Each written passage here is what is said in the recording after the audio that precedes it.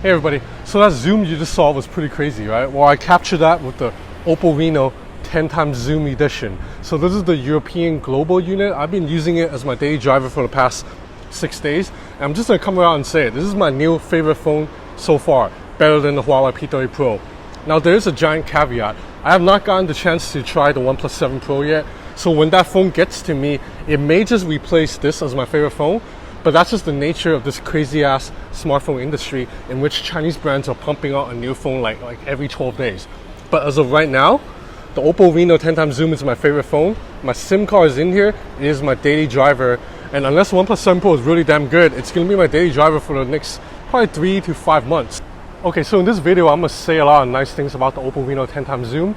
So I thought I might as well mix it up a little bit and talk about what I don't like about the phone first. Now, there aren't a lot of things, but I'm just going to be like Flossie Carter here and focus on the negative first just to get it out of the way. So there are 3 minor nitpicks I have with this phone. Actually, the first one isn't that minor. So this is a 6.6-inch OLED display.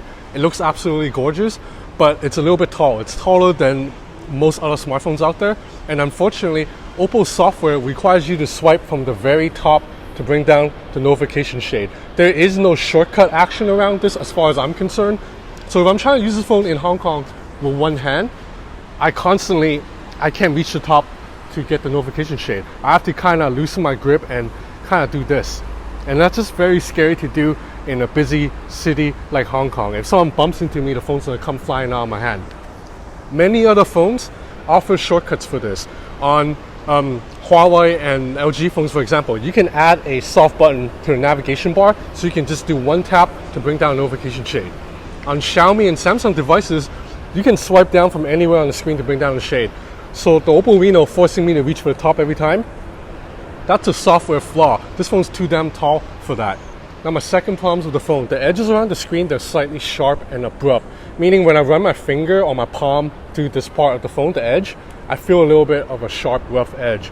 Now I'm not saying you need to have a curved screen like an Oppo Find X or a Samsung Galaxy S10.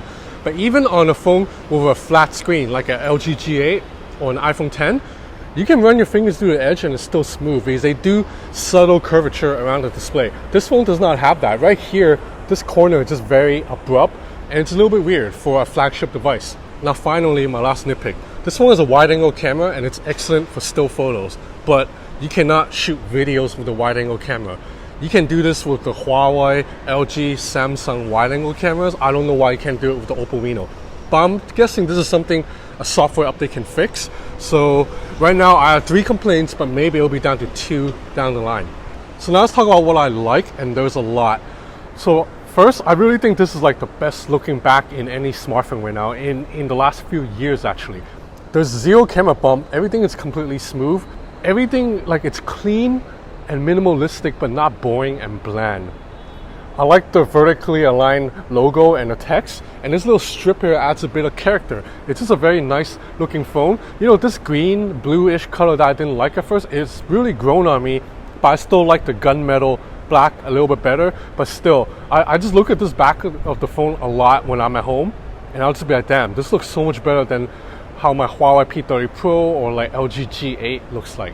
And Oppo has also applied a special coating to the glass back to make it more resistant to fingerprint. I mean, check it out. I'm rubbing my hand and finger all over the phone, and look at it, it's good as new. It's because this special coating, it's like a matte coating that LG also uses on its last 2 phones.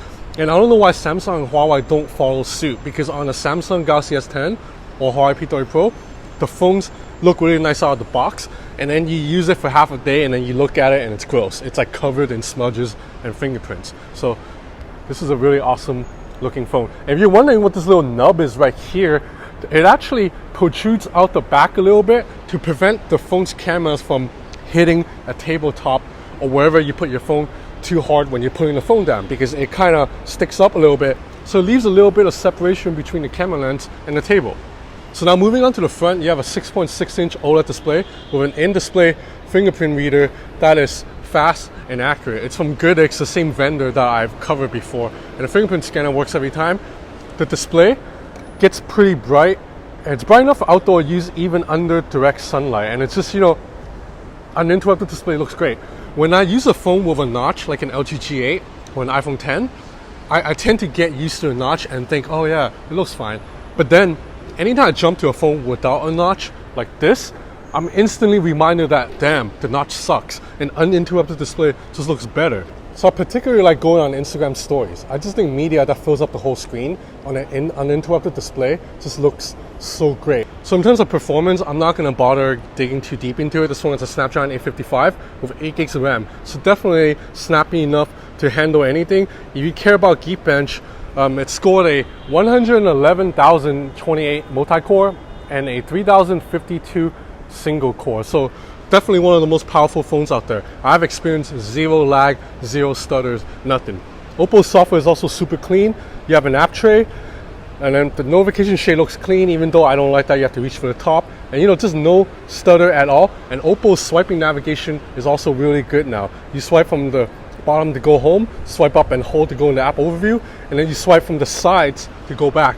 And the haptic engine on this phone is awesome too. Typing on the phone is a joy. Like I can feel the keys bounce between my fingers and the screen basically. And also, it's not just in the typing. When you go into something like a camera app and then you swipe on the dial, you actually feel a little bit of rumbling in the phone in this area, almost as if you're manually twisting the dial. It's pretty awesome. This is one of the best haptic engines in the industry right now. It's probably still a little bit behind the LG G8s and the iPhones, but it's way better than the haptic engines on Huawei devices or Samsung or Xiaomi devices. Okay, so now let's talk about the camera. So the main camera, it's a 48 megapixel sensor from Sony, and it has a f1.7 aperture.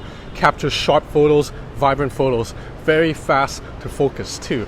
But the star of the show is this zoom lens right here. This is a periscope lens, kind of like the same lens that Huawei used in the P30 Pro. Now, I don't know which company came up with it first, Huawei or Oppo, but it doesn't matter. The point is, both the Huawei P30 Pro and the Oppo Reno 10 times can achieve 10 times zoom that's almost lossless, and it looks great. Just check out these samples right here. And as I've already shown you, this camera can also achieve up to 60 times digital zoom, which is insane. And again, just look at these 60 times samples. Yeah, they're a little bit grainy, they're a little bit blurry, but the fact that you can achieve 60 times zoom with a device this thin, it's pretty magical in my opinion. And it could be useful in a pinch too. Obviously, you're not trying to capture 60 times photos for the Instagram, but you're trying to get it. So for example, right now there's this crazy ass dude who's just lying on the floor right now. So I'm gonna get a photo of him from 60 times.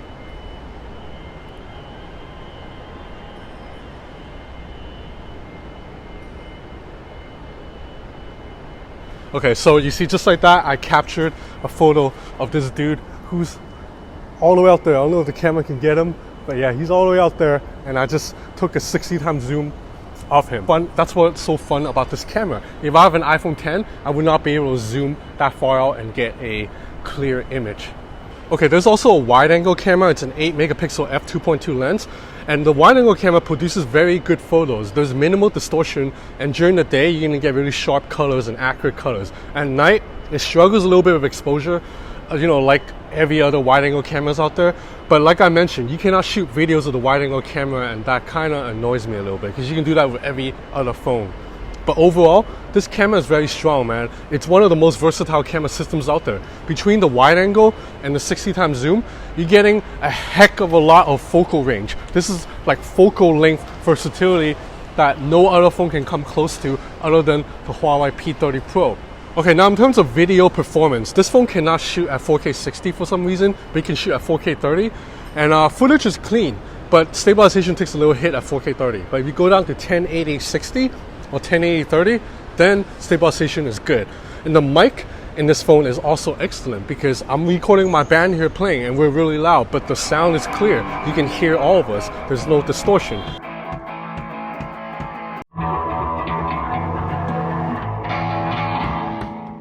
Okay, so I just realized I forgot to talk about the selfie camera. That's because generally I don't take that much selfies, like I don't have the face for it. But by now you already know this phone has a pop-up selfie camera. It's called a shark fin, and it is what it is. It's a 16 megapixel selfie camera, and it captures really clean selfies if you love that stuff. And even though the shark fin kind of looks a little bit odd to me, I actually think this mechanism, it's better than say the mechanism of the OnePlus 7 Pro or like previous Vivo devices. That's because this is a pivot mechanism. So that means only one side is elevating, because this side is pivoted to the phone. So only one side is elevating, so you only have one moving part instead of two. So that means you have less pieces of the phone to go wrong.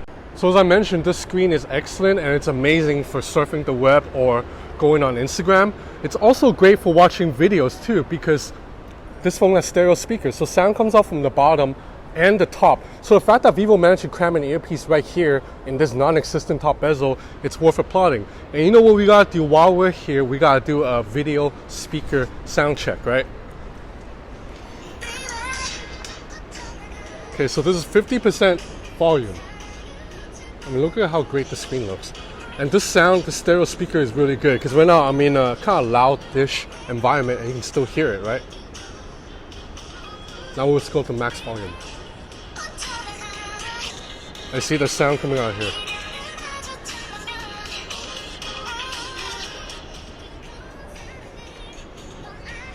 So yeah, Oppo managed to put a loudspeaker into a slit this thin. So if Oppo can do it, I don't want to hear it for any other brand. There's no excuse now in 2019 to release a smartphone without stereo speakers from the top. So from this point on, I am docking points from any phone that does not have a speaker right here. So in terms of battery life, there's a 4065 milliamp hour battery in there. It's a little bit larger than 4000, and battery life, it's great. It just lasts me all day. So Oppo software does not let me check screen on time, but it doesn't matter. The point is I can unplug this phone in the morning, fully charged, and I know it will last me through the entire day without any issues. So this is not a phone that you have to worry about battery life. So that's about it for the Oppo Reno 10x zoom edition. So the reason I like this better than the Huawei P30 Pro right now is because the camera, it's virtually as good as the Huawei P30 Pro. I can get the same zoom, and in fact the 60x zoom is a little bit better than Huawei's 50x zoom. The only area the camera falls short to the Huawei camera, it's in low light performance, in really pitch black performance. That's still one area where the Huawei P30 Pro is king, but if you take away that, I like the Oppo Reno better. It has a better software, it has a better swiping navigation, it has better speakers. I don't like a notch, so the phone has an uninterrupted display, and the camera is virtually as good, and this phone looks a little bit better too, in my opinion. About the price, so this phone sells for €899 in Europe. That's about like 1,000 US.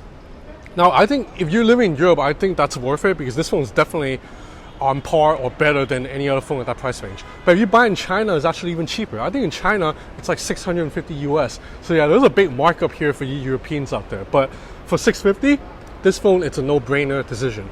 At 1,000, then okay, there are other competition out there, but personally, I think it's worth it. So that's it for now for the Oppo Reno 10x zoom edition. Thanks for watching.